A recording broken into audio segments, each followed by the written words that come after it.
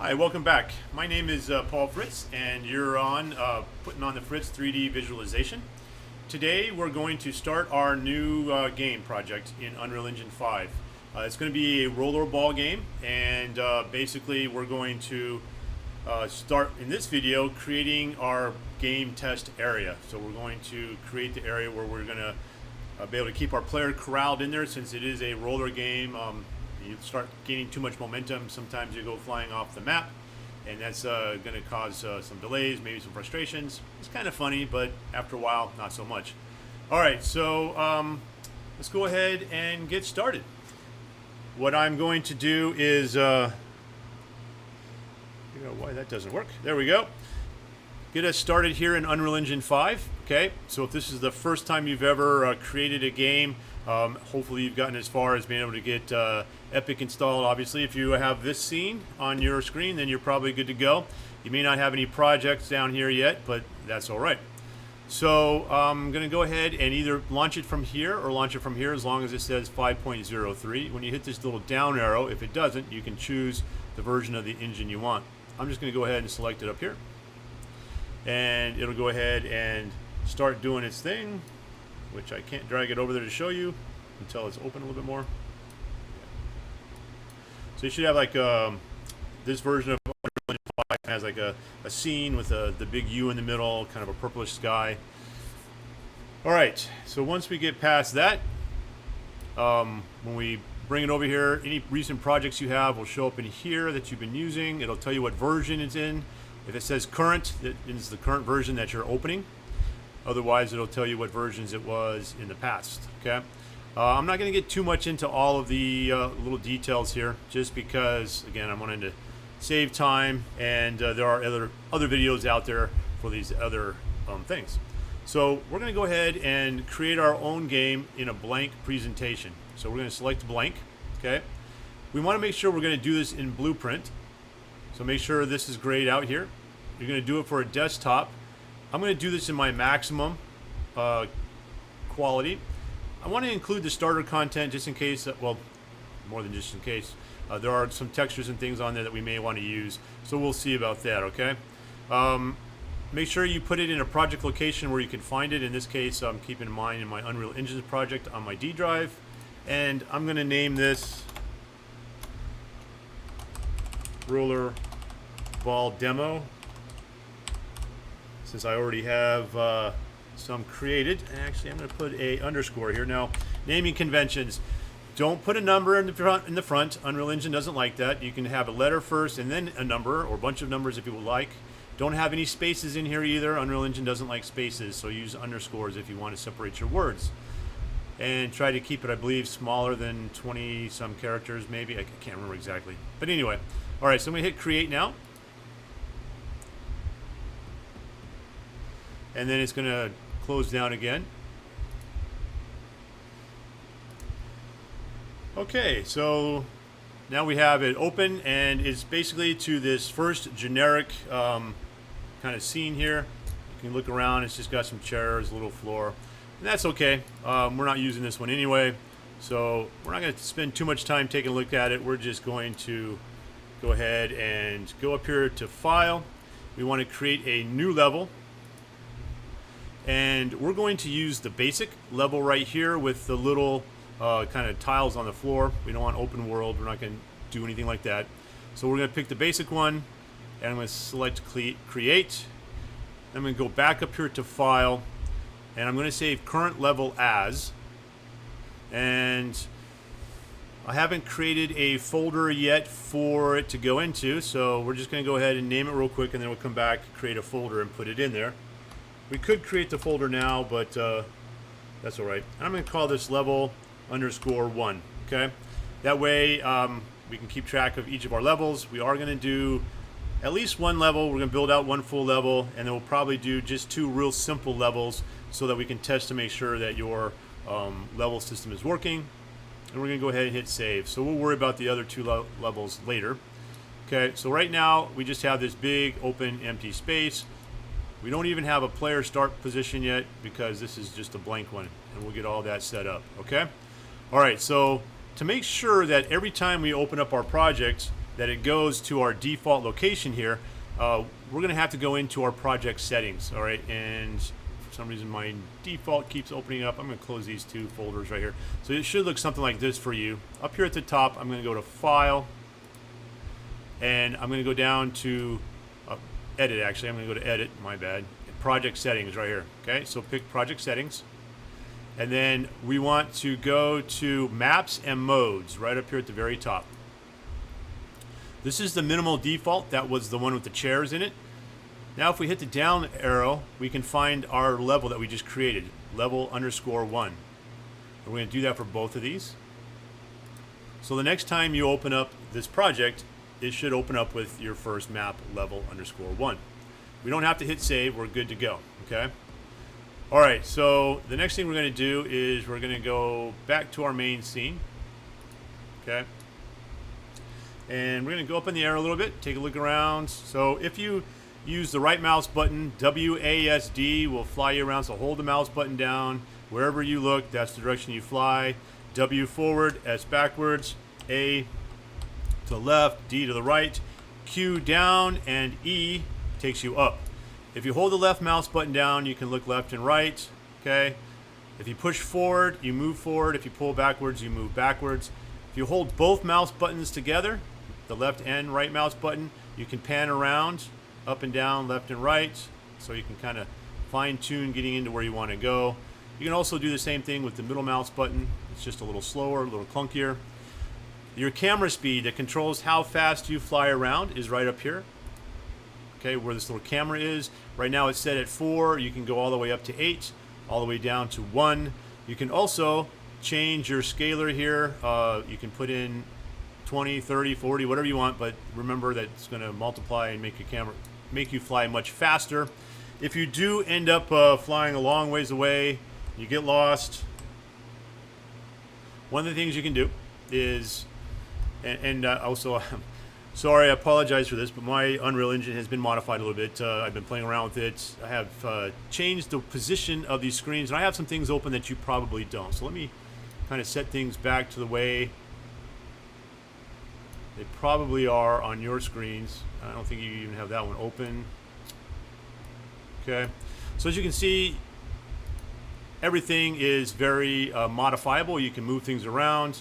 I'm not sure how big your detail screen is, but you can see I can grab it and shift it around here just like this. Okay, so what I'm going to do is I'm going to kind of change things just a little bit real quick and show you how to do that. And the reason why is our outliner represents everything that is in the scene right here. So if you ever get too far away from what you're trying to do, or you want to jump all the way to the other side of the map and you know that something's there, you can just go ahead and select something in your outliner. So I'm going to select the skylight. That's that little symbol right there, and my gizmo pops up right there. If I hit F on my keyboard with my mouse here in the game area, it will go straight there. So F on your keyboard for find. Just remember it, F and find. Okay. Along the top are our gizmo controls, so we can select them. This is our movement control, so I can move that particular object around. I can also rotate it, which this one may not actually rotate, so you can actually see anything happen. And this is scale to make it bigger. Okay. You can also control whether they snap. So this one snaps every 10 degrees. This, or every 10 units. This one snaps every 10 degrees for rotation, and this is your scale, and it snaps at 0.25 right now. If you don't want to snap, you can turn it off, make it gray. Blue makes it snap. If you click on the number, there are some preset numbers where you can change it so that it snaps even further. So to demonstrate this, I'm going to snap that to 500. I'm going to select this, and if I pull all the way out to 500 units, it'll snap to those. Okay, or I can snap it down to 1, and it'll just go ever. Control Z, Control Z or Z on your keyboard puts it back to the center here. One thing to note with Unreal Engine, our three-dimensional position, if you're doing a 3D game, is X, Y, and Z, with Z or Z being up and X and Y being on the horizontal plane. Okay, that'll be something we have to discuss a little bit more when we're importing models made in other external 3D modeling software, because a lot of them use Y as up. So your model may come in sideways. All right. Okay, let me get my head out of the way here. Just noticed I left it up this whole time.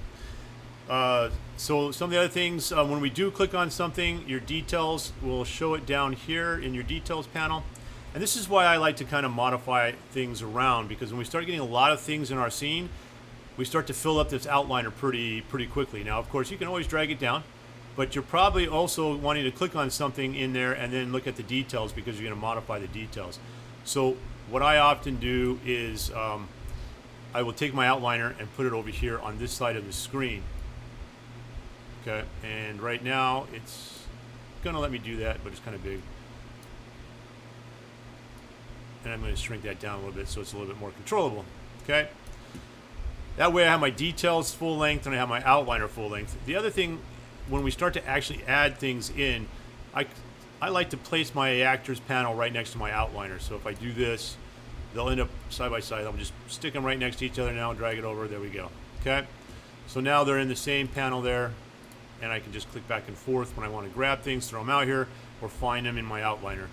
My details panel is over here, and having the full length of this allows me to find things a little bit easier. The other place that we have things located is down here on the bottom. Unreal Engine 4 used to have this area at the bottom filled up with the content drawer. Okay, so all of our content was located down here with our folders. Now it just automatically hides away, which is kind of nice. I like that, actually. So here, the starter content, this is something we put in there, and this is our level and our level build. Okay, now I told you we needed to create a folder in here. So with this up, I'm going to right click here, and I'm going to select new folder, and I'm going to call this maps. You can also call it levels, that's up to you. I'm going to select both of these. I'm going to click and drag and drop it in my maps folder, and then say move here. And say yes, there we go. All right, so now they're in there. Okay, and when we have more levels, this is where we're going to put them as well. All right, so let's go ahead and check to see where we're at. I'm already at 12 minutes on this introduction video, so we've got everything kind of started, and we're going to go ahead and delete this floor right here. So right here where it says floor, see how I got selected? I'm going to hit delete. I'm going to go up here again if you haven't already done so, and you can go and place your actors panel, and it pops up over here. Okay. Now remember, if these always get in the way, you can just close them, and you can go back and reopen them elsewhere in these different windows that are available. All right, so I'm going to go here to my shapes. I'm going to click and drag. I'm going to put a cube out here, and over here in my details section, I'm going to scroll up until I find transform. This is our three-dimensional position in space where our cube is located. I'm going to hit the reset button right there, that big white arrow that was there, and it's going to reset everything to 0. So now it's there in the center. Okay, and what I'm going to do is I'm going to set my cube up to be my floor. So I'm going to click here in the scale, and in the first one I'm going to type in 200. I'm going to hit the tab button or click in the second one, which is the Y, and I'm going to hit 200 again. So now basically what I've done is I've made this very large 200 unit by 200 unit play area for our player to be on. Okay, and it's set at 0, 0, 200, 200. So X and Y are 200, and then the Z is left at 1. That's how thick it was originally. Okay, so now I'm going to bring in another cube. Okay, and I'm going to set this one at 0 up here in the Z location. Okay, so we're going to make this 200 units in length for the X direction. Okay, and in the Z direction this time, we're actually going to give this some height. So if we fly around, we can see it's pretty short right now. So let's go ahead, and in the Z direction, we're going to make it 10 units tall. That means we're going to have to adjust it back up again. Okay.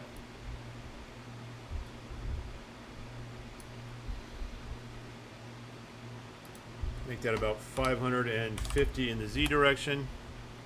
Okay, and now we've got kind of our wall set up a little bit. Since it wasn't centered, it's not perfectly on either edge there. That's okay. We're going to go ahead and push that back to the edge over there. And we're going to line it up a little bit better. And it doesn't have to be perfect. We're just going to get it close.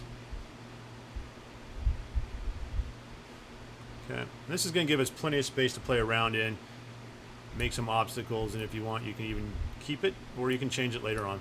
Now I'm going to hold the Alt button. I'm going to do the same thing. So if I hold Alt and drag off the arrow, sorry, I didn't really explain myself there. Hold the Alt button and drag, and it creates a duplicate. Okay, and now we have two of these.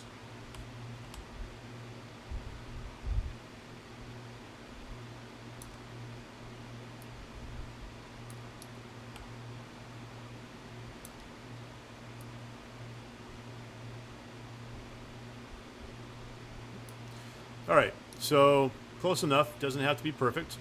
We're going to do that again. We're going to go Alt, push it towards the middle. Okay. And if we actually take the Y and put it at 0, this might help us a little bit. Okay. Now we're going to rotate this 90 degrees on the Z axis. Okay, so we're going to type in 90 here. Okay, and it's going to flip it sideways for us. And we're going to pull that all the way to the end down there. And I'm going to do the same thing again. I'm going to hold Alt. Looks like it may not be all the way on the ground. If I hit F on the keyboard, I can see that I've gone way too far. That's why. Hold Alt again, drag off of there. It might be too high up. We'll have to make some adjustments. That's okay. We're going to drag it this way.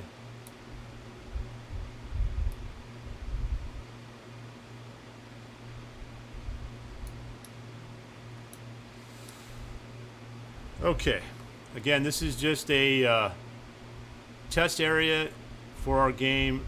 When we go to make our game much better, we'll worry about a lot of the details. And there we go. All right, so I'm going to stop the video here. I think we've probably gone into about 15 minutes, which is a little bit over, but this is where I want to keep these videos. I don't want them to get too long. I want them to be kind of a real quick and direct lesson. So we've got our play area started. You got a little bit of introduction into the interface with Unreal Engine 5 and how to create a project.